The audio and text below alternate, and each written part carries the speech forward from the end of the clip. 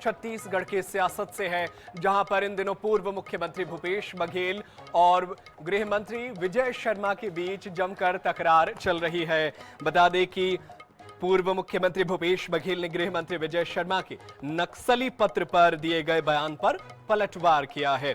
भूपेश बघेल ने कहा कि गृह मंत्री की मानसिकता अस्थिर है, पहले फोन पर बात करने को तैयार थे, अब समझौता वार्ता की बात करते हैं।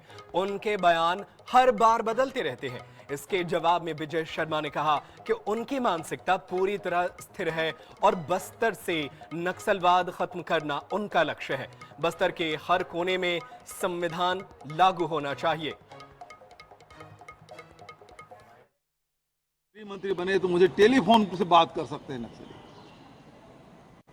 हम समझौता वार्ता के लिए तैयार हैं, फिर बोलते तैयार नहीं है, फिर और कुछ बोलते हैं, तो हर बार उसके बयान बदल जाते हैं। तो अस्थिर मानसिकता के व्यक्ति हैं, उसके बारे में कोई क्या बोलो। मेरी मानसिक स्थिति बिल्कुल इस बात पर स्थिर है कि बस्तर के कोने कोने तक भारत का संविधान लागू होना ही चाहिए और बस्तर के गांव के विकास के मार्ग पर बिछे आईडी को हटना ही चाहिए। उस समय भी इन लोगों ने आक्षेप लगाया था, उस समय भी कहा था कि ये क्या बात है, आप मोबाइल की दुनिया में है भाई, इनको नहीं मालूम होगा। उस समय भी जब मैंने कहा था तो कहा था इन लोगों की कैसी बात कर रहे हैं। आज नक्सलियों ने इसको स्वीकारा है अपने पत्र में।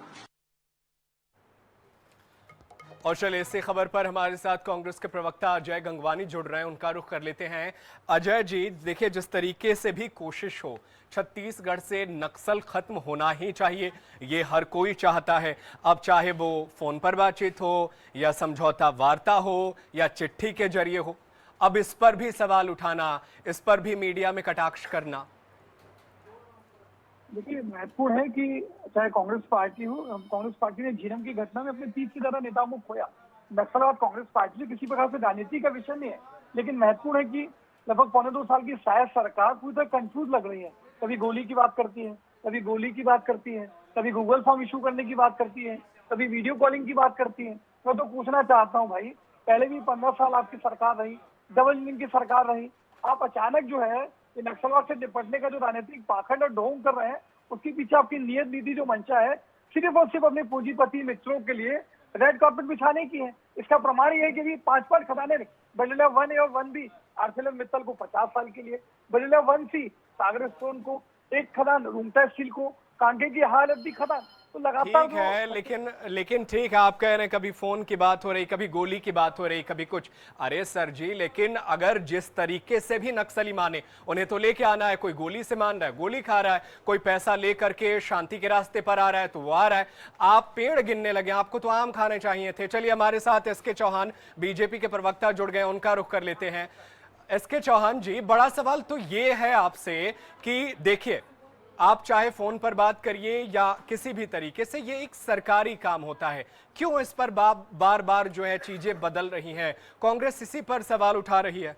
एस चौहान जी, देखिए महोदय, सबसे पहली बात तो ये है कि बदले हम नहीं हैं।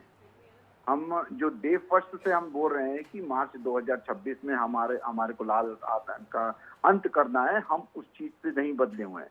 और हम उनके ऊपर डिपेंड नहीं है कि उनकी नीतियां क्या हैं, उनके मंसूबे क्या हैं। हम अपने ऊपर डिपेंड हैं कि हमारी नीतियां क्या हैं, हमारे मंसूबे क्या हैं। हमारी नीति स्पष्ट है, नियत स्पष्ट है, नेता स्पष्ट है। ठीक है, नीति और नियत स्पष्ट है, तो नीति में ये तय नहीं हुआ है कि फोन कॉल पे बात हो जाएगी या लेटर पे बात होगी या उन्हें बुला के राजधानी में बात कर लेते हैं? ये तय कर लेना चाहिए था। महोदय, इससे कोई फर्क नहीं पड़ता कि हम किस तरीके से कर रहे हैं। हमारे पास जब पहले लेटर आया था, उसके बाद 9वां लेटर भी आया है, तो भी हम वही काम कर रहे हैं जो हम अपनी नीति पे स्पष्ट हैं, जो हमारे को काम करना है और 2026 मार्च तक जो खत्म करना है उस पे हम स्पष्ट हैं। हमारा कंफ्यूजन नहीं है। सी फॉर कांग्रेस है, सी फॉर कंफ्यूजन है, सी फॉर करप्शन है, सी फॉर कैश है। ये इन लोगों का कंफ्यूजन है। पहले भूपेश बघेल खुद बताएं कि वो कंफ्यूज क्यों है। ठीक है, लगातार राजनीति में आरोप प्रत्यारोप चल रहे हैं, लेकिन छत्तीसगढ़ की जनता भी तो यही चाहती है कि राज्य जो है नक्सलवाद से मुक्त हो और शांति बहाली हो राज्य के हर कोने में, हर इलाके में।